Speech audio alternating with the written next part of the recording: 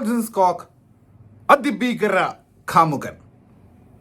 Director CC Nithin Gautham തണയിൽ. CC Nithin Corona ധവാന്റെ ഡയറക്ടറാണ്. റൈറ്റർ സുജയ് മോഹൻദാസ്. ഭയങ്കരം തന്നെ. അതുപോലെ ഇതിൻ്റെ മ്യൂസിക് ആൻഡ് ഒറിജിനൽ സ്കോർ ചെയ്തിരിക്കുന്നത് ബിപിൻ അശോക്. 2 മണിക്കൂർ 7 മിനിറ്റുള്ള ബിപിൻ അശോകിൻ്റെ ആൽബം, അതായത് ഒറ്റ സ്ട്രെച്ചിലുള്ള ആൽബം, ഒരു 10-35 പാട്ടുകളുണ്ടെന്ന് എനിക്ക് തോന്നുന്നത്. പലതരം പാട്ടുകൾ, അതായത് പാട്ടുകളുടെ വയറിളകിയ പോലെ പാട്ടുകളാണ്.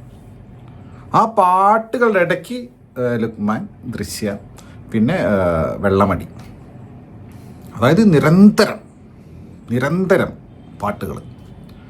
ബിപിൻ അശോകന് ഇതിന് വൻ റെമ്യൂണറേഷൻ എന്താണ് കൊടുക്കണം. കാരണം ഇതിലെ റൈറ്റർ, ഡയറക്ടർ ഒക്കെ എടുത്തതിനേക്കാൾ കൂടുതൽ പണിയെടുത്തിട്ടുള്ളത് ബിപിൻ അശോകാണ്. പക്ഷേ ഇന്നസെൻ്റ് കണ്ടപ്പോൾ ഞാൻ വിചാരിച്ചത് ഇത്രയും എന്താ പറയുക അസഹനീയ പാട്ടുകൾ സ്കോറിങ്ങും അതിലായിരിക്കും, അതിനും വലുതിന് ഈ വർഷം സംഭവിക്കാൻ പോകുന്നില്ല എന്നാണ് വിചാരിച്ചത്.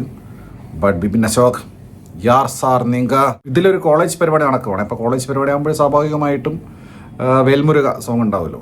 അപ്പോൾ വേൽമുരുക സോങ് ഇങ്ങനെ പോയിക്കൊണ്ടിരിക്കുകയാണേ, അവിടെ നിന്നൊരു ട്രാൻസിഷൻ, അത് അനിയൊക്കെ ചെയ്യാറില്ലേ, അതുപോലെ ട്രാൻസിഷൻ വേൽമുരുക സോങ്ങിന്ന് എവിടെയൊക്കെ ട്രാൻസിഷൻ നടത്തിയ അറിയോ സോങ്? അവിടുന്ന് പഴയ നോക്കിയ ഫോൺ ഉപയോഗിച്ച ആൾക്കാർക്ക് അറിയാം. 1101 എന്ന് പറഞ്ഞ ഒരു ഫോൺ ഉണ്ടായിരുന്നു. ആ ഫോണിൻ്റെ, ആ കീപാഡ് ഫോണിൻ്റെ റിംഗ് ടോണ് സമാനമായ രീതിയിലൊരു ട്രാൻസിഷൻ. എന്നിട്ട് പിന്നെ ലുക്മാനും ദൃശ്യമുള്ള ഒരു ഇതാണ്. അങ്ങനെ നിരന്തരം ഭയങ്കര എക്സ്പെരിമെൻറ്റ്സ് ഒക്കെ നടത്തിയിട്ടുള്ള സാമാന്യ അനനുകരണീയ പരിപാടികളാണ് ഈ സിനിമയിൽ. മൊത്തത്തിൽ ബിപിൻ അശോകനെ മാത്രമല്ല കേട്ടോ, റൈറ്റർ, ഡയറക്ടർ, അഭിനയിച്ച ആളുകൾ ഒന്നും പറയണ്ട. DOP Sreeram Chandrasekharan, editor Ajesh Anand. ഈ DOPൻ്റെ കാര്യം പറഞ്ഞു കഴിഞ്ഞാൽ, ടു ബി ഫ്രാങ്ക്, ഈ രണ്ടുപേരുടെയും മറ്റ് ഡിപ്പാർട്ട്മെൻറ്റ് വെച്ച് നോക്കുമ്പോൾ ഈ രണ്ടുപേരുടെയും ഒക്കെ അത്ര മോശമല്ല. അതുകൊണ്ട് നല്ല രീതിയിൽ പറ്റാവുന്ന പോലെ ചെയ്തിട്ടുണ്ട്. പക്ഷേ ഈ ഒരു സിനിമയിലുള്ള നൈറ്റ് സീനുണ്ട്, ഏതോ മലേൻ്റെ മുളങ്ങാൻ വീട്ടിൽ എന്തോ സീനാണ്, ഫുള്ളിരുട്ട്. അത് ലുക്മാനും ദൃശ്യമുള്ളത് രണ്ടുപേരെയും കാണാൻ പറ്റുന്നില്ല. കാരണം വളരെ നാച്ചുറലായിട്ട്, അതായത് സാധാരണ സിനിമകളിൽ ലൈറ്റ്, പല സിനിമകളിലും പകൽ ഷൂട്ട് ചെയ്തിട്ട് രാത്രിയായി കൺവേർട്ട് ചെയ്ത് കാണിക്കുന്നത്. ഇത് രാത്രി ഷൂട്ട് ചെയ്ത് മാത്രമല്ല, രാത്രിയിലെ നാച്ചുറൽ ലൈറ്റ്, ചെറിയ നിലാവെളിച്ചം, ചിലപ്പോൾ അന്ന് അമാവാസിയാണെന്ന് എനിക്ക് തോന്നുന്നത്, നിലാവെളിച്ചമില്ല, കൂറ്റാക്കുലിട്ട് കുറേ സമയം തിയേറ്ററിൽ പണ്ടൊക്കെ കറണ്ട് പോകും, അതുപോലെ ഒന്നും കാണാനില്ല, ബും ശൂന്യം, വട്ടപ്പൂജ്യം. സിനിമയുടെ തുടക്കം എന്ന് പറയുന്നത് ഞാൻ നേരത്തെ പറഞ്ഞ ആ മലയുടെ മുകളിൽ ലുക്മാൻ ഇങ്ങനെ എന്തോ കാണിക്കാൻ നിൽക്കുക, എന്താണെന്ന് ഞാൻ പറയുന്നില്ല. അപ്പോൾ അവിടെ ഖാലൻ, ആരാണ് ഖാലൻ? നമ്മുടെ ടൊവിനോ തോമസ്. പുള്ളി അഭിനയിച്ചില്ല, പുള്ളിയുടെ ശബ്ദം ഗംഭീരമായിട്ട് കാലനായിട്ട് ഇങ്ങനെ ടൊവിനോ ഇങ്ങനെ കണാക്കുണ എന്തൊക്കെയൊക്കെ പറഞ്ഞുകൊണ്ടിരിക്കും കാലനായിട്ട്. ഭയങ്കര നന്മപരം കാലനാണേത്. ഇത് നമ്മളെ സാധാരണ കാലനാണ്, നന്മപരം കാലൻ. ഇങ്ങനെ നന്മ പടർത്തുന്ന ഒരു കാലനായിട്ട് ടൊവിനോയുടെ ശബ്ദം ഇങ്ങനെ ഇടയ്ക്കിടയ്ക്ക് ഇങ്ങനെ വരും. അപ്പം അങ്ങനെ ഒരു സീനൊക്കെയാണ്. അത് കഴിഞ്ഞ് പിന്നെ ഫ്ലാഷ് ബാക്ക്, ഒരു നാട്ടിൻപുറം, വിദ്യാഭ്യാസം ഇല്ലാത്ത, സ്കൂളിലും കോളേജിൽ നിന്നും പോകാതെ ഇങ്ങനെ തെണ്ടിത്തിരി നടക്കുന്ന, അതുപോലെ തന്നെ പണിക്ക് പോകാത്ത കുറച്ച് ചെറുപ്പക്കാർ. അതിൽ ഒന്ന് കഥാനായകൻ, ഇതുപോലൊരു കഥാനായക കഥാപാത്രം അടുത്ത കാലത്ത് ഞാൻ കണ്ടിട്ടില്ല. വളരെ ടോക്സിക് ആയിട്ടുള്ള, ഇത് അതിഭീകര കാമുകനല്ല, ഭൂലോക ഹിലോക വാണക്കാമുകൻ. അത് ഇത്രയും ടോക്സിക് ആയിട്ടുള്ള കാമുകൻ, ഒരു കഥയില്ലാത്ത, ഇങ്ങനത്തെ ആൾക്കാരുടെ അടുത്തൊക്കെ ഗേൾസ് പെട്ടുപോയി കഴിഞ്ഞാൽ പെട്ട് കേട്ടോ. അയ്യോ എങ്ങനത്തെ ഒരു കാമുകൻ, ഒരു നായകൻ. കൂടെ നാട്ടിൻപുറത്ത് അശ്വിൻ കോഴിക്കോട്. അയ്യോ ഈ ചങ്ങയുടെ കാര്യം പറഞ്ഞു കഴിഞ്ഞാൽ, ഈ സിനിമയെ ഇങ്ങനെ വെറുപ്പി സിനിമ, ഇതിനകത്ത് ഈ ചങ്ങായിനെ വെറുപ്പിക്കൽ കാരണം എൻ്റെ പൊന്നോ, ഫുൾ ടൈം വെള്ളടിയാണ് ഇതിനകത്ത്. വെള്ളമടി. കൊറോണ ധവാൻ അങ്ങനെ തന്നെയാണ്, വെള്ളമടി പരിപാടിയായിരുന്നു കോവിഡ് ടൈമിൽ. അപ്പോൾ ഈ അശ്വിൻ വിജയൻ്റെ കഥാപാത്രം ചെയ്യുന്ന പരിപാടികളെന്ന് പറഞ്ഞു കഴിഞ്ഞാൽ, വാ തുറന്നാൽ പ്രശ്നമാണ്, വാ തുറന്നില്ലെങ്കിലും പ്രശ്നമാണ്. ഇനി ഇത് രണ്ടും പോട്ടെ നോക്കുക. വെള്ളമടി സീൻസിൽ ഇദ്ദേഹം അഭിനയിക്കുന്ന എൻ്റെ പൊന്നോ ഡയലോഗടി. നീ ആ കൊച്ചിൻ്റെ പുസ്തകം കണ്ടോ? അത് 1.5 പെക്കിൻ്റെ കട്ടിയുണ്ടെന്നൊക്കെ പുസ്തകത്തിന്. ഇതൊക്കെ ആരെങ്ങനെ എഴുതി കൊടുക്കുന്നത്? അത് പറയാൻ പുള്ളിയെ പോലത്തെ ആൾക്കാർ. പിന്നെ ഇങ്ങനെ ഫുൾ ടൈം ഇങ്ങനെ കയ്യുന്നിട.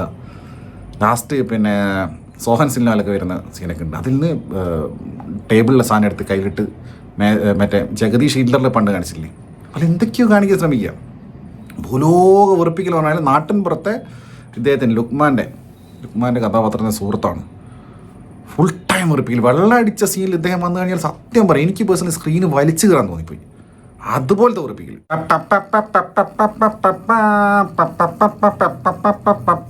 ഇതൊക്കെ ഇതിലെ ബാക്ക്ഗ്രൗണ്ട് സ്കോറാണ്. കുറേ ഉണ്ട്, കുറേ ഇങ്ങനത്തെ. പിന്നെ ഇതിലെ ലിറിക്സ് എഴുതിയ ആളാരാണെന്ന് ഞാൻ നോക്കിയിട്ട് കണ്ടില്ല. ഏതായാലും ഏതൊരു അജ്ഞാതനാണ്, പേര് വെളിപ്പെടുത്താൻ ആഗ്രഹിക്കാത്ത ഏതൊരു അജ്ഞാതൻ. വെൺമതി, വാർമതി, പനിനീർ മഴ, അഴകിൻ മഴ, ചാറ്റൽ മഴ, പൂങ്കാറ്റ് പൂക്കും, ഇങ്ങനെ ഇതിൽ ഞാൻ പറഞ്ഞില്ലേ 10-35 പാട്ടുണ്ടെന്ന്. എല്ലാത്തിലും ഈ വരികൾ തിരിച്ചും മറിച്ചിട്ടേക്കുക, എല്ലാത്തിലും. അതുപോലത്തെ ലിറിക്സ് ആരാണെങ്കിലും ഭീകരൻ. ഞാൻ ഈ സിനിമയുടെ പോസ്റ്റർ ആദ്യമായിട്ട് കാണുന്നത് BMSലാണ്, ബുക്ക് മൈ ഷോയിൽ. അപ്പോൾ ഞാൻ നോക്കുമ്പോൾ ഏതൊരു നടി, അതും ദൃശ്യ. പിന്നെ നോക്ക് ലുക്മാൻ ആയിരുന്നു ഇത്.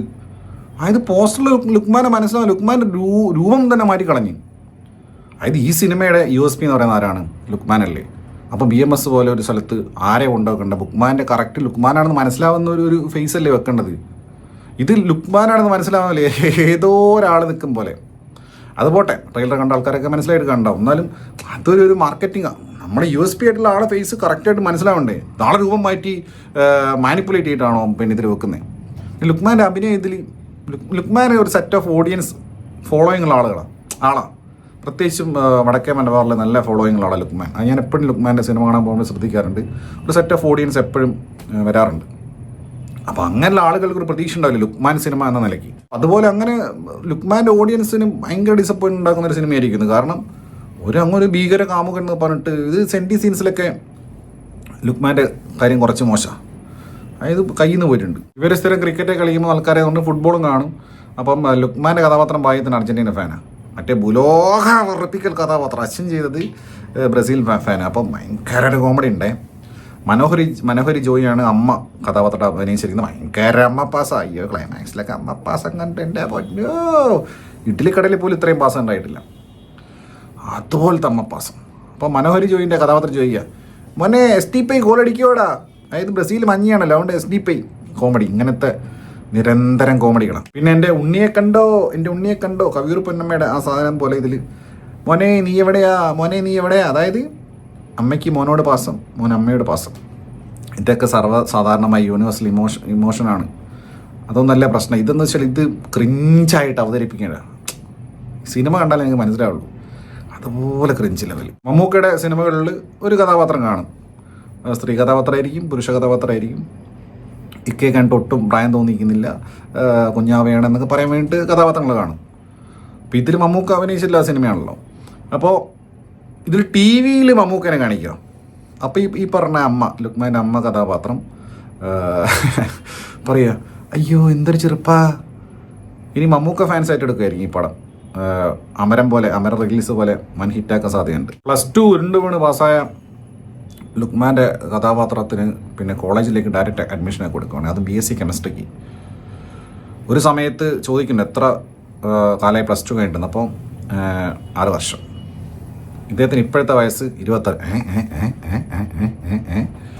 അതായത് 17 വയസ്സിൽ +2 കഴിഞ്ഞ് 6 വർഷം കഴിഞ്ഞാൽ ഇവരെ കണക്ക് പ്രകാരം 26 വയസ്സ്. നായികയുടെ കാര്യം പറയുകയാണെങ്കിൽ ദൃശ്യ രഘുനാഥാണ് ഇത് അഭിനയിച്ചിരിക്കുന്നത്. ഫീൽഡ് ഔട്ടായ ദൃശ്യയെ വീണ്ടും കൊണ്ടുവന്ന് ഫീൽഡ് ഔട്ടാക്കിയ സംവിധായകൻ ഭീകരൻ. എന്നിട്ട് ഇവരിങ്ങനെ വിളിച്ചുകൊണ്ടിരിക്കും ഈ കഥാനായിക. വെറുതെ ക്യാമ്പസ് തന്നെ പറഞ്ഞു കഴിഞ്ഞാൽ എന്തോ കണ്ടാൽ തന്നെ അറിയാം.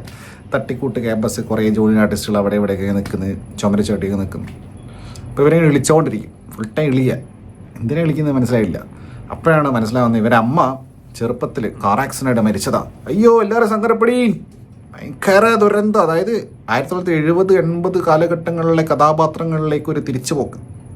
അമ്മ കാർ ആക്സിഡൻറ്റിൽ ചെറുപ്പത്തിൽ മരിച്ച കഥാനായിക. അതുകൊണ്ട് കഥാനായികനെ വിളിച്ചുകൊണ്ട് നടക്കുക. നാട്ടിലെ കൂട്ടുകാരൻ കഥാപാത്രം അശ്വിൻ വിജയൻ ചെയ്തത്.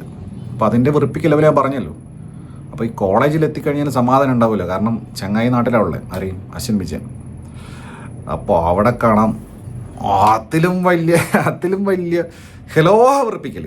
മറ്റേ കാർത്തിക് പിക്കപ്പ് ലൈൻ.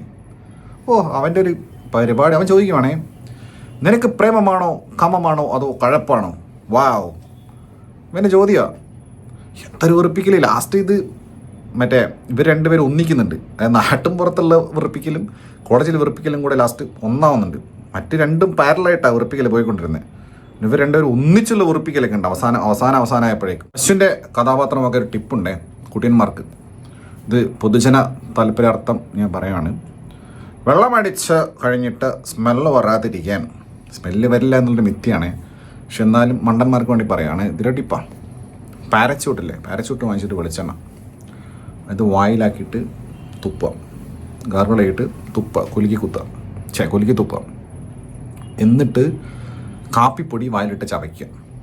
എല്ലാവരും കിട്ടിയല്ലോ. ഋഷിയുടെ അച്ഛനായിട്ട് ഒരു സീരിയൽ നടൻ നല്ല സീരിയൽ പോലെ അഭിനയിച്ചിട്ടുണ്ട്. അപ്പോൾ ഇങ്ങനെയൊക്കെയാണ് സിനിമ. ഈ ലുക്മാൻ്റെയും ദൃശ്യയുടെയും ലവ് സിനാരിയോ അവർ പറഞ്ഞാൽ പറയുന്നേ ഇല്ല. അതാ തൊലി ഉരിഞ്ഞു പോകും. അതുപോലത്തെ ക്രിഞ്ച് സീൻസ് എന്ന് പറഞ്ഞു കഴിഞ്ഞാൽ അയ്യോ. വേറൊരു സീനുണ്ട്, നായകനെയും നായികയും അവർക്കൊരു ഒരു മിങ്കിൾ ചെയ്യാനൊരു സീൻ ഉണ്ടാക്കാൻ വേണ്ടിയിട്ട് പല സിനിമയിലും പല ആർട്ടിഫിഷ്യൽ സിറ്റുവേഷൻസും പലപ്പോഴും ശ്രദ്ധിക്കാറുണ്ട്. ഇതിൽ ഒരു ആർട്ടിഫിഷ്യൽ സിറ്റുവേഷനാണ്. സന്ധ്യാസമയത്ത് നായിക സ്കൂട്ടറിൽ പോവാം. അപ്പോൾ അമ്മ പറയാം, മന്നി നീയും കൂടെ ചെല്ലേ, വഴിയിൽ കുടിയന്മാർ കാണും, ആമ്പല്ലൂർ എന്ന് പറഞ്ഞ സ്ഥലത്താണ്. അപ്പോൾ അവിടെയുള്ള ആൾക്കാർ മൊത്തം കുടിയന്മാരാണ്. വഴിയിൽ പോകുന്ന സ്കൂട്ടറിൽ സന്ധ്യയ്ക്ക് പോകുന്ന പെൺകുട്ടി ശല്യം ചെയ്യുന്ന ആൾക്കാരാണ്. അയ്യോ, ഓരോരോ സിറ്റുവേഷൻസ് ക്രിയേറ്റ് ചെയ്യുന്നത് വല്ലാത്ത ജാതി. അങ്ങനെ ഈ ഇന്നസെൻ്റ് എന്ന് പറഞ്ഞ സിനിമ കുറച്ച് കഴിഞ്ഞപ്പോൾ മലങ്കൾട്ടായിട്ടെങ്കിലും ആസ്വദിച്ചിരുന്നു. മലങ്കൾട്ടായി കഴിഞ്ഞാൽ അറിയാമല്ലോ, പിന്നെ ഈ പൊട്ടത്തരം കണ്ട് എങ്കിലും ഇരിക്കാമല്ലോ. ഇത് ഒരു തരത്തിലും സഹിക്കാൻ പറ്റാത്ത വല്ലാത്തൊരു സിനിമ.